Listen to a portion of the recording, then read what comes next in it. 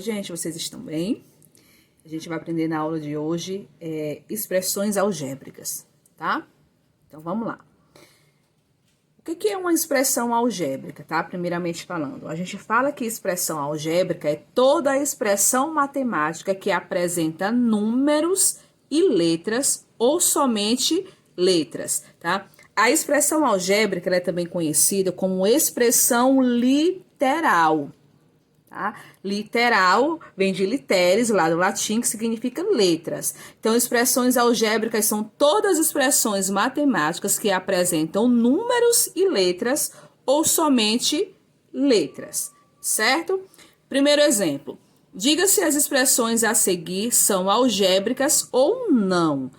Item A, 4x mais 3y. O que eu tenho que observar? Eu tenho que observar se tem letra. Se tiver letra, é expressão algébrica. Então, como tem a letrinha x e a letrinha y, sim, ela é algébrica. 5 mais 3 tem número, mas não tem letra, então não é expressão algébrica.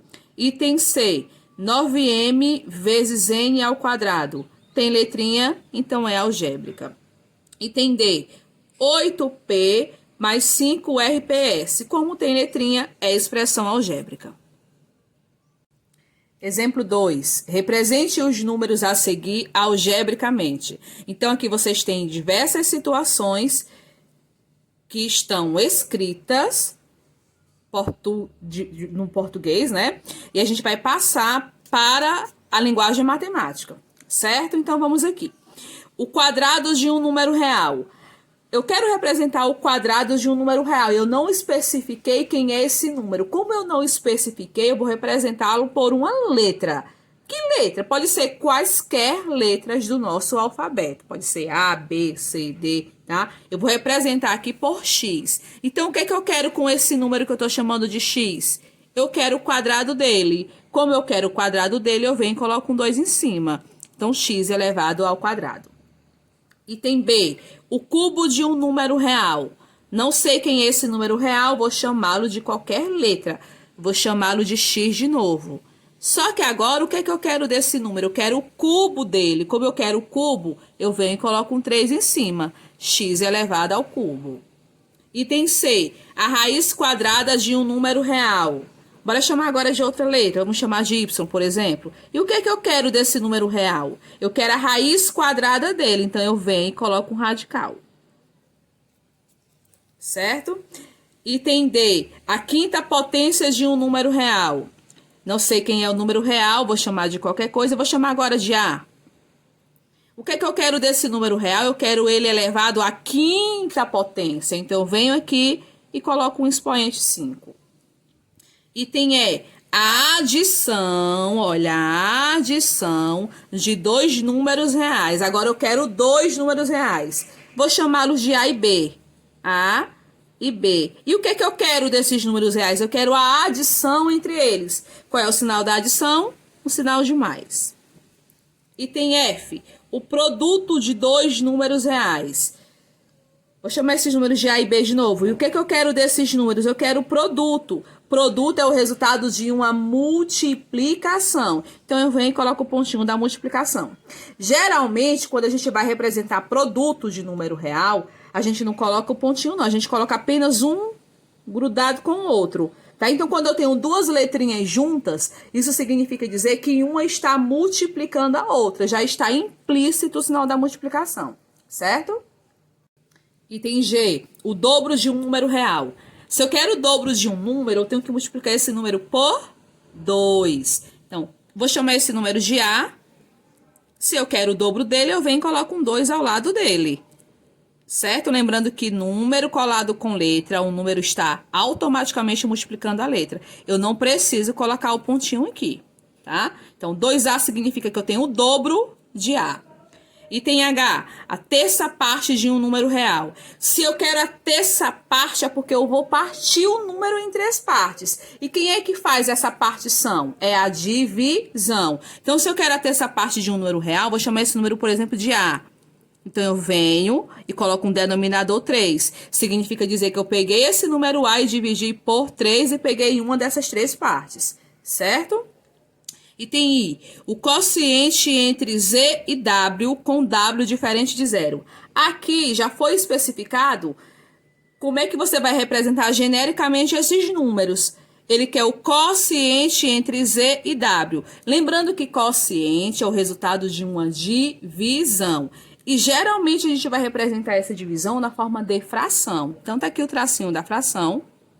Aí eu quero o quociente entre quem? Z e W. Então, Z dividido por W. Observem que aqui tem uma pequena ressalva. O W tem que ser diferente de zero. Por que que o W não pode ser zero? Porque o W é o denominador. Ou seja, ele é o divisor. E não existe divisão por zero. Certo? Item J. A metade de um número real. Se eu quero a metade de um número, eu vou dividir por 2. Então, vou pegar o número real, bora chamar esse número de A. Se eu quero a metade dele, eu divido por 2. Então, o denominador vai ser 2. Ok? O divisor também, certo? A diferença entre dois números reais. Quem são os números reais? Vamos chamar esses números de x e y. Se eu quero a diferença, lembrando que diferença é o resultado de uma subtração. Então, é um menos o outro. Item L, o quíntuplo de um número real. Se eu quero o quíntuplo de alguém, eu vou pegar esse número e vou multiplicá-lo por 5. Vamos chamar esse número de x. Então, o quíntuplo de x é 5x. Ok? Exemplo 3. Determine a expressão algébrica que representa o perímetro de cada figura. Lembrando que perímetro é a soma de todos os lados que vai compor essa figura, tá? Então, se eu tenho a figura A, e a figura A tem lados yx, yx, o perímetro vai ser a soma de todos os lados. Então, vai ser x, vou começar daqui, ó, x mais y, mais x, mais y. Só que observem aqui que eu tenho letrinhas iguais, então eu posso somá-las. Então, quantos x eu tenho? Eu tenho um x aqui e outro aqui, então eu tenho 2x. Da mesma forma com o y, 1y mais 1y, 2y. Tá? Então, a expressão que representa o perímetro dessa figura é 2x mais 2y, certo? Deixa eu só selecionar isso aqui. Item B. Eu tenho uma figura agora é um trapézio. Vou fazer a mesma coisa, eu quero o perímetro, contorno a figura somando os lados. Então, vai ser M mais O mais P mais M.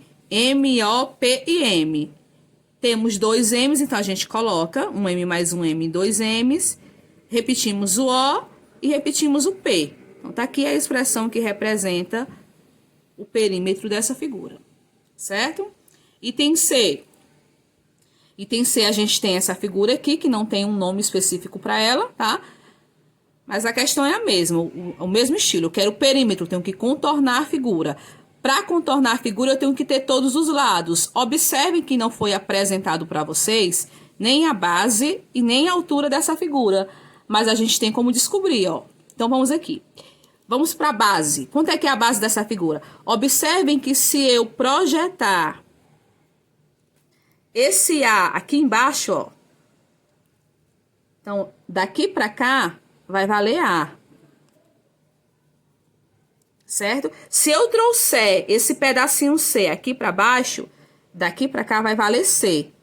Então, esse pedacinho da base é A mais o C.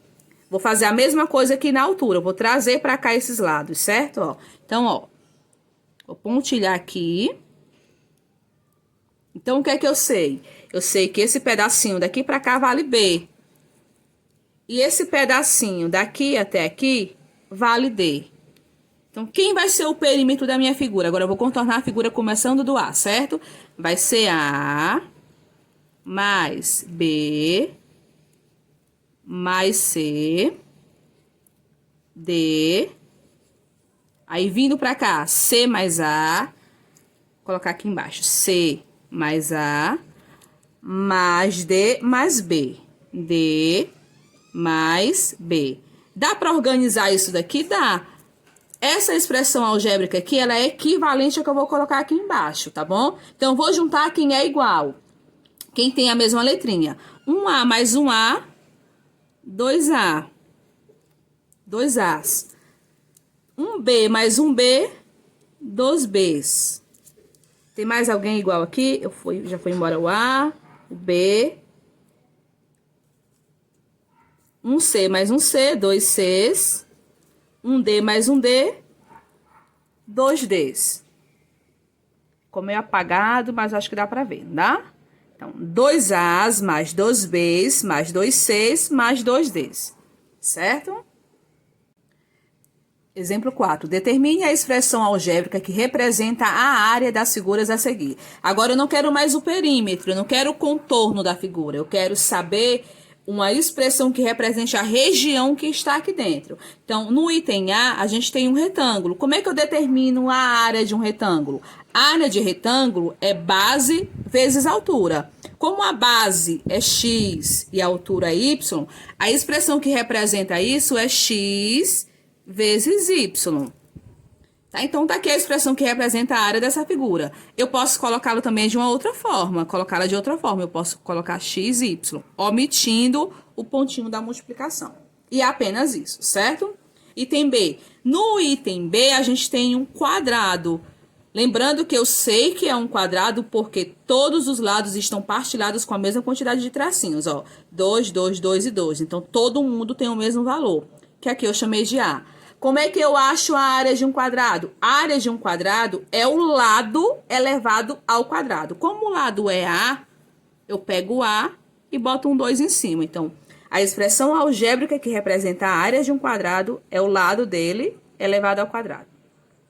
Para encerrar, a gente tem aqui o exemplo C, que eu quero a expressão algébrica que representa a área dessa figura. Observem que essa figura aqui ela é composta por um quadrado e um retângulo. Então, o que eu vou fazer aqui nada mais é que achar a área de cada um, algebricamente, e adicioná-las, tá bom? Então, vamos aqui. Esse quadrado aqui, como esse lado aqui é igual a esse e esse é igual a esse, todos são iguais a um quadrado, obviamente, certo? Como é que eu acho a área de um quadrado? O lado elevado ao quadrado. Pronto, já está a área do quadrado. Como é que eu acho a área do retângulo? Base vezes altura. A base dele é z e a altura é y. Então, z vezes y é zy. A professora poderia ser yz? Também poderia. A ordem dos fatores não altera o produto, certo? E o que é que eu vou fazer com essas duas áreas? Como são duas figuras que estão juntinhas, eu vou somá-las. Então, pronto, tá aqui a expressão que representa a área dessa figura. Tchau, até a próxima aula.